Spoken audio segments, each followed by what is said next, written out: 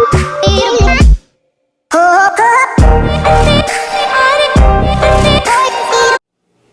up, you guys? Welcome back to my channel. It's me, Crazy and Georges, and I'm back with a new video. So in today's video, I'm going to be answering all your pre-med related questions. So I posted a video about 2 weeks ago. I know I've been a little, lackluster in the uploads. You guys knew I had the flu. Really hard for me to get back into the group of things, but I'm finally feeling like I'm back and caught up. So I uploaded a video sharing with you guys my experience as a pre-med, basically just giving you guys like a little glimpse into my life and like what I do.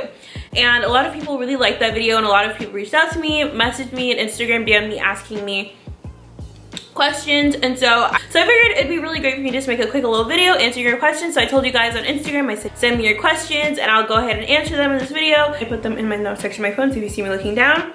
All right, so let's go ahead and jump into this video. Oh my god, I have the worst headache. Okay, so the first question set that I got was, where do you see yourself in 10 years?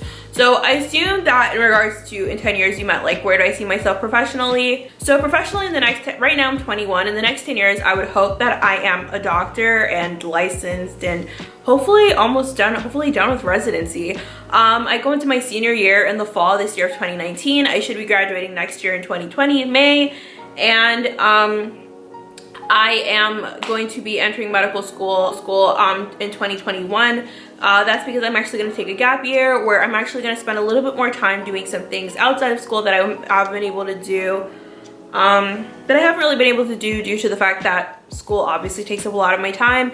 And I'm going to dedicate more time to community outreach. I have a really great idea that I can't wait to work on. I'm gonna try to do my best to utilize my resources and really get this to work. It's a really great idea that I have that I really want to work on during my gap year, and it's really something I want to achieve. So I would really hope that I'm a licensed gynecologist practicing. So that's really my major goal. So yeah, that's where I hope to see myself in 10 years professionally. The next question I got was, what are your best tips to get into research? So a lot of you guys really like that I shared my research a little glimpse of my research with you guys, and like what I've been studying and what I've been learning. Honestly, I feel like the best way to get into research is, one, a lot of schools do offer programs that actually offer research, paid research, research that's voluntary, different research positions. But I think the greatest way to get into research is really just having really good connections and being super friendly, getting to know people, because sometimes when you hear about research, it's really not going to be through something that everybody else has access to. Sometimes it's just one person that you meet and and then they let you know about it, and that's how you can get into it. That was how it ended up for me, is that I actually found out about it through somebody who was actually in the lab, and that's how I actually was able to get into it. It's good to make connections, because those connections are gonna get you super far. There are literally clubs that can help you get into research that you're really interested in. Don't just get into research because you want to be able to put on your page, oh, I did research. You have to, I feel like what I've learned, at least from speaking to a professor in the medical school and speaking to and listening to people in the admissions committee at the medical school at my school, I've heard them say that you can't just be like, oh, I did research, or I just did this, or I did that. It has to be, what did you learn from your research? What was the thing that you learned that made you continue with it? What were the greater significance? What were the greater goals? What are the long-term impacts of your research? How is your research done for the greater good? You have to make sure that your research is impactful. It's something that you really gain a lot of knowledge from. It's something that you're really interested in, that you're and you genuinely want to dedicate the time to it. It can't just be something you're doing just to say, oh, I did research. So, and you just have to do more, So for me, I think that if you want to get into research and you really want to, you will find a way to get into it. So the next question I got was, how do you make and maintain relationships with your professors and others for letters of recommendation? Okay, so I'm sorry, I read that over really fast. How do you make and maintain relationships with your professors and others for letters of okay, so this question, you're basically asking me, how do you make relationships with your professors, and how do you get your professors to notice you and realize you? Going to office hours is a really great way to make connections with your professors. If you're going frequently and you're showing that you're really passionate, you're studying really hard, and that you're a really dedicated person, it's a great way for your professor to know your name and for you to stand out and for you to make a good connection with your professor. I think that's really important. I think that more so than just having a connection with your professor or a science professor, if you're in research, you spend a lot of time working with those people, you spend a lot of time talking to those people, because with research you ask a lot of questions, there are a lot of things that you need confirmation on, and I think that if you are pre-med, getting to research is really important, but I think that it's a lot easier to make relationships with people who are in a research team, because you're constantly talking to these people like all the time. They get to see your personality, you get to laugh, you get to talk, and you get to share more of yourself with that person, especially when you're like in a room for like 4 or 5 hours doing some sort of test and you might make a joke or something. That person can really get to see your personality and get to see who you are more so than a professor, where it's a lot more I think the setting is a lot more didactic, and it's not necessarily, you know, always the place where you can be 100% yourself or, you know, show more of your personality. Of course, it's a little bit harder, but I think going to office hours and asking questions is a great way to make relationships with your science professors. Additionally, I was actually asked by one of my professors last semester to be an undergraduate TA for a science lab. And so for me, I was able to make that connection with the professor, because as an undergraduate TA, obviously I did have to ask questions, and it was like when she would see how I really interacted with the students and helped them, she was like, you know, it's great to see that she would always commend me for the fact that I spend a lot of time explaining a topic more in depth for the students to understand. And being an undergraduate TA, I was able to really show how passionate I can be about a subject and how dedicated I can be and how much time I can spend explaining to someone, and that I don't get frustrated easily, and that I, you know, don't have a hard time, you know, helping people. So it was really a great experience, because it was like, wow, this professor got to see firsthand the type of person I was while I was interacting with these students.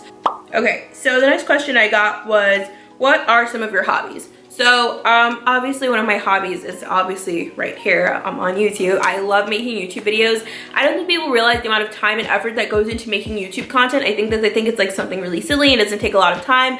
YouTube videos take a lot of time and a lot of content. A lot of time and a lot of effort. Like, you have to film the video, you have to set up to film the video, you have to edit the video, you have to come up with a thumbnail that people will want to click on, you have to come up with a title that people want to see. It's a lot of creativity that goes into it. So that's why it's one of my favorite hobbies. It always allows me to think outside the box. It always allows me to come up with something new.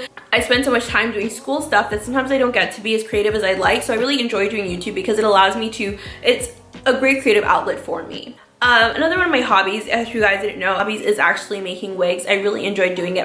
The next question that I got is, when are you taking the MCAT? So I said in the beginning of this video that I'm actually going to be taking a gap year. So because I'm taking a gap year, I'm actually not going to take the MCAT now, as during my third year, I should be, like, if I were going to go straight to med school after I finished, after I completed college, which would basically be I graduate college and literally go straight to med school. I'm not doing that. I told you guys I'm gonna take a gap year.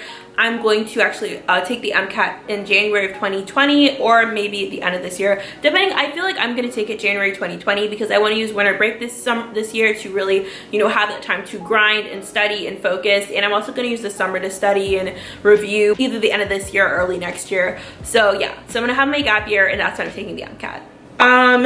Someone else asked me, how were you able to get into physician shadowing? So physician shadowing, shadowing a physician is something that's actually a course that's actually offered at my school. And so it's actually really competitive to get into. Yeah, I applied to the course, and when I applied, I got in, and I was able to meet my doctor, meet the doctor that I'm currently shadowing. He's absolutely amazing and so talented. I've learned so much, and he's so passionate, and it's so obvious how passionate he is about the subject that he's constantly even trying to teach me, and I'm not even a med student yet. Teaching me anatomy and like teaching me, you know, statistics and things. And it's, yeah, I got to see a laparoscopic hysterectomy, which is absolutely insanely cool. And he was explaining to me, you know, the mechanism behind it, and it was just great. I think physician shadowing is really cool because it gives you not only a first-hand view into what it's like to be a doctor, but it also gives you like this, like, it's like, I know for a fact that this is what I want to do now. Like, something that you can't be afraid of, something you have to be able to be passionate about, because you're going to be making sacrifices and spending a lot of time, sometimes surgeries that are, you know, go longer than normal. I know that my cousin, who is actually applying to medical school right now, excuse me, she told me that I know that she was able to get into shadowing by getting in contact with a doctor that she met while she was volunteering, and he actually said it was fine for her to shadow. So I think you can get into shadowing, you know, just if you're in like clinical settings and you meet doctors, I think it's okay to like ask, you know, if you make that friendship or make a friendship with that doctor, relationship with that doctor, maybe ask, you know, in a casual manner, and, you know,